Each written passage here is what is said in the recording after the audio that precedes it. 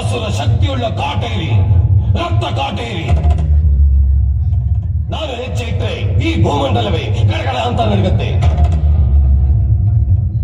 ನಾನು ದೃಷ್ಟಿ ಇಟ್ಟರೆ ಬೆಂಕಿ ಮಳೆ ಸುರಿಯತ್ತೆ.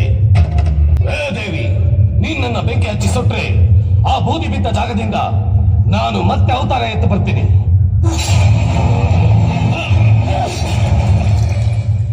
ದೇವಿ, ಆ ರಾವಣನಿಗೆ 10 ತಲೆ, ನನಗೆ 1000 ತಲೆ.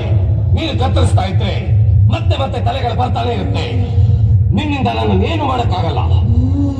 ಈಗ ಈ ದೇವಿಪುರ ಸರ್ವನಾಶ ಆಗುತ್ತೆ ನೋಡು.